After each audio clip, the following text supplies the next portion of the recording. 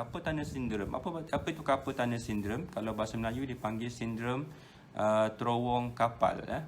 Kapal tu C-A-R-P-A-L lah, kapal, bukannya K-A-P-A-L, bukan kapal. So terowong kapal ni maksudnya ada satu terowong di pergelangan tangan kita ni, ya. Dia pada pergelangan tangan kita ni ada 8 tulang sebenarnya. Nampak macam simple pergelangan ni, tapi sebenarnya ada 8 tulang kecil yang membentuk seperti terowong, ya. Dan di atas ni ada dia punya lapisan kulit dia, dan juga tisu. Dan di tengah-tengah tu ada bermacam-macam struktur yang lalu. Antara struktur yang lalu tu ialah urat-urat tendon yang membengkokkan jari kita ni, ya. Kita panggil flexor tendon, ya. So ada FDP, FDS, ya, flexor digitorum nama dia. Dan juga di antara tendon-tendon tersebut, urat jari tu ada satu saraf yang kita panggil median nerve, saraf median. Jadi dalam kes carpal tunnel syndrome ni, apa yang berlaku ialah saraf median tu diterkepit. Diterkepit. Jadi dia terkepit pada pergelangan tangan. Jadi kalau orang yang ada carpal tunnel syndrome, apa yang dia selalu komplain apa dia? Apa yang dia komplain?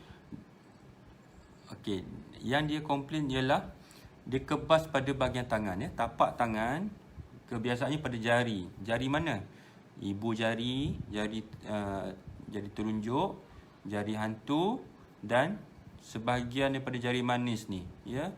Sebahagian daripada jari manis. Maksudnya jari manis ni separuh saja. Jadi saya minta siapa? Separuh, 3.5 kita panggil. Maksudnya jari kelingking dia tak kebas. Okey? Jari kelingking dia tak kebas. Kalau jari kelingking tu kebas juga, maksudnya dia bukan carpal tunnel. Kemungkinan besar masalah lain. Okey. So jadi yang ni anda kena pastikan betul-betul. Mungkin bukan anda pastikan, doktor yang kena pastikan lah. Anda kena cerita kat doktor betul-betul nanti. Sebab kalau anda cakap semua jari kebas, jadi dia akan direct kepada diagnosis yang lain. Jadi anda kena cerita betul-betul apa sebenarnya, kat mana kebas tu, ya, kat mana kebas tu. Baik. Tu yang pertama. Yang kedua, kalau carpal tunnel syndrome ni berpanjangan, apa akan jadi? Nanti dia punya kekuatan jari ni pun akan terganggu. Dia akan jadi lemah. Dia nak genggam tak kuat, ya. Ibu jari ni nak bengkok macam ni, nak bengkok ni jadi tak kuat. Itu tanda, maksudnya tekanan tu lebih teruk, ya, atau simptom tu dah lama, ya, ataupun tekanan tu dah berpanjangan. Seterusnya apa? Kalau dibiarkan lagi, katakan anda biarlah, anda takut nak jumpa doktor ke, ya, anda kata tak payahlah, biarlah, nanti baik sendirilah tu, tak payahlah jumpa doktor. Jadi apa yang akan jadi? Kemungkinan nanti anda tengok ini otot dekat tapak tangan ni kan, kat sini kan, dia jadi kecut. Dia jadi kecut, tiba-tiba jadi kecil. Anda banding dengan jari yang sebelah kiri, yang sebelah kanan ni, contoh yang kanan masalah kan, dia jadi kecil jari kanan ni, yang ni. Otot dekat tapak kat sini, dekat bawah pada ibu jari. Tu peringkat dah teruk dah tu. Kalau peringkat yang teruk macam tu, kalau kita buat sesuatu pun, kemungkinan dia mungkin tak baik sepenuhnya tau. Jadi saya minta, kalau anda ada masalah kebas-kebas jari ni, ya, segera jumpa doktor, ya. Tak salah pun jumpa doktor, ya. Orang takut nak operate kan, tak semestinya operate pun, ya, tak semestinya operate. Okey. Jadi kalau anda dapat, ini masalah utama dia. Apa lagi simptom dia? Kalau carpal tunnel syndrome ni, kalau anda nak tahulah, ya, kebiasaannya anda akan bangun malam. Contohnya orang paling kerap berlaku contohnya pukul 12.30 malam, pukul 1 pagi, 2 pagi, anda akan terjaga. Anda akan terjaga, rasa kebas sangat tangan ni. Rasa kebas, kadang kau yang teruk tu jadi sakit, ya. Anda sampai kena buat macam ni. Kena buat macam ni untuk jadi supaya selesa sikit. Kalau tidak, dia tak selesa. Tu kemungkinan besar carpal tunnel tu. Tu kemungkinan besar carpal tunnel. Jadi anda kena segera ke hospital untuk siasat. Betul ke tak betul. Jadi apa akan jadi bila anda ke hospital? Doktor akan memulai tanya cerita anda dulu. Macam mana, bila kebas, jari mana kebas, ya. Ada lemah ke tidak, ya. Apa lagi? Doktor akan tanya kemungkinan punca dia. Baik. So saya akan cerita apa punca. Okey, ada soalan kan tadi, ya. Okey, apa punca carpal tunnel syndrome yang ni berlaku? Tadi ada seorang puan yang bercerita pasal mengandung, ya. So, carpal tunnel syndrome kerap berlaku sekiranya anda pada wanita yang mengandung. So, ramai wanita mengandung mengadu kebas tangan ya. Dia kebas tangan. Okey, so dia boleh kebas. Kalau anda mengandung, apa akan jadi? Kadang-kadang biasa kita mengandung, bukan kita lah perempuan mengandung. Saya tak mengandung, orang lelaki kan. Okey, wanita yang mengandung, dia ada kita panggil water retention ya, ada cecair yang banyak, dia lebih banyak cecair, kadang-kadang sembab semua tu kan. Jadi itu pun boleh menyebabkan carpal tunnel ni menjadi lebih sempit ruang dia. So dia menyebabkan carpal tunnel syndrome, dan dalam kebanyakan kes sekiranya anda mengandung dan dapat carpal tunnel syndrome ni, selepas anda melahirkan anak, carpal tunnel syndrome ni dia akan hilang dengan sendirinya. So tu antara punca carpal tunnel syndrome. Apa lagi punca-punca lain? Punca-punca lain yang kerap berlaku ialah sekiranya anda ada kencing manis pun boleh dapat carpal tunnel syndrome. Ada masalah kita panggil hypothyroidism pun boleh.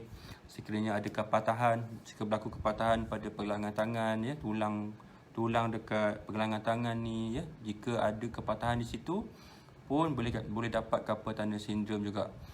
Tapi majority case, anda tahu apa yang menariknya? Majority case carpal tunnel syndrome ni tak ada punca. So tak ada punca, dia jadi dengan sendirinya. Baik. So apa anda harus buat kalau anda ada carpal tunnel syndrome ni? Yang pertama, jumpa doktor dulu ya, untuk dapat kepastian. Mungkin bukan carpal tunnel syndrome pun, mungkin masalah lain. So anda pergi ke klinik kesihatan. Kalau doktor tu periksa anda ya, dia kata okey, kemungkinan besar carpal tunnel syndrome ni, so kita akan rujuk anda kepada pakar ortopedik ya. Kemungkinan besar doktor pakar ortopedik akan tengok anda. Langkah pertama, anda jangan risau, dia tak ada operate terus. Takut operate kan. Jadi doktor pun takut nak operate. Kita kalau boleh, kita pun, doktor pun manusia. Doktor pun kalau doktor sakit pun, kita pun tak suka kena operate. Kita faham ya. Jadi kalau anda ke hospital, melainkan kalau dah teruk sangat, biasanya dia ada step by step dia. Doktor akan rawat. Yang pertamanya tanpa pembedahan dulu ya, tanpa pembedahan. Jadi apakah rawatan tanpa pembedahan?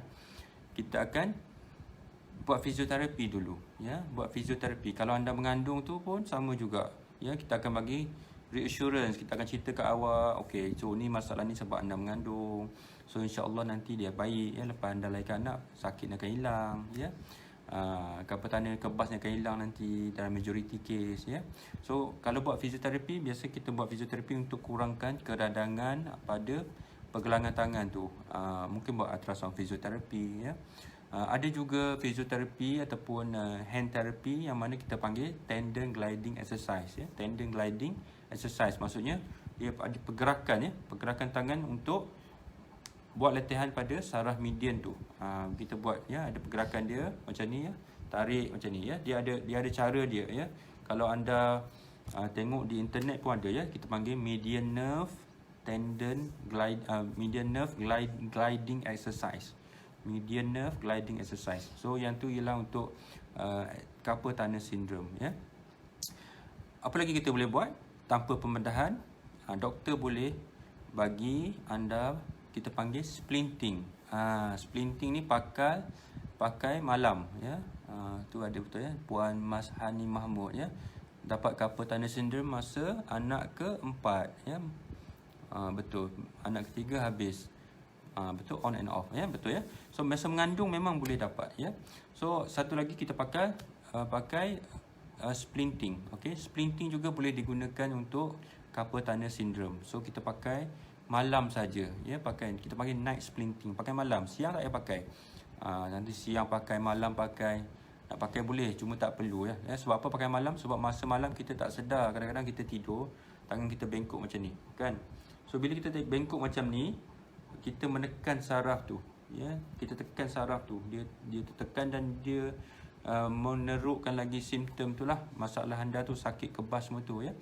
Sebab tu kalau antara test atau pemeriksaan yang doktor akan buat ialah kita panggil Fallon ataupun Tinel test ya. Fallon test kita buat macam ni ya. Buat macam ni ya, ataupun kita buat macam ni. So Fallon ataupun reverse Fallon test. So ini adalah antara kita panggil provocating test untuk hasilkan balik simptom tu, sign tu, pemeriksaan kita buat tu supaya anda rasa kebas, kita okey, betul ni memang dapat kapal tanah, memang ada tekanan pada saraf median tu, anda kebas, maksudnya memang anda ada kapal tanah. Satu lagi kita panggil Tinel test. Tinel test tu kita tap dekat sini, ya. Kita tap pada saraf median. Saraf median tu duduknya dekat dalam sini, ya.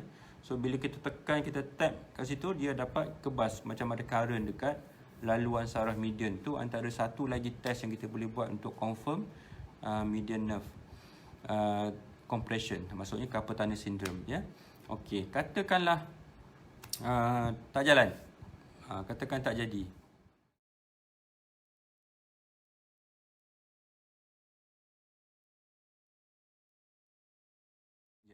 Tapi kita selepas katakan seberapa lama, ya, splinting tak jalan, fizioterapi tak jalan, simptom anda makin teruk, ya, tangan makin lemah, kebas, ya, tak boleh tidur malam, sakit.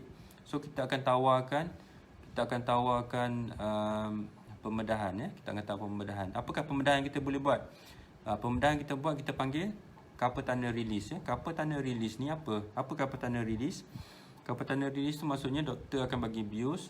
Maksudnya kita luaskan carpal tunnel yang sempit tu untuk bebaskan saraf median anda yang terkepit. So dia boleh kita buat bius penuh pun boleh, bius paruh pun boleh. Maksud bukan bius paruh, bius tempat, ya. Bius tempat di sini, ya. Kat sini. Kita bukaan tu mungkin dalam 4-5 cm macam tu, ya. 4-5 cm saja, tak besar. Ada orang yang ada masalah kesihatan mungkin tak sesuai untuk bagi bius penuh, ya. Ada kes memang boleh bagi bius setempat. Jadi kena bincang dengan doktor. So nanti boleh jumpa doktor, kita bincanglah mana bius yang sesuai untuk anda. Pembedahan tu sendiri tak lama, ya. Kalau kira mungkin setengah jam dah boleh siap. Tapi kalau kita buat, yalah, masuk, bagi bius, ya, nak buat pembedahan, nak jahit balik, semua tu kadang-kadang sejam lah, ya. Sejam setengah macam tu, ya. Tapi insya-Allah masa buat tu anda tak rasa sakit pun. Lepas pembedahan memang ada sakit sikit. Sebab apa? Sebab luka, kan. Tapi kita akan bagi ubat lah. Kita akan bagi ubat untuk kurangkan rasa sakit. Insya-Allah boleh baik, ya. Boleh baik.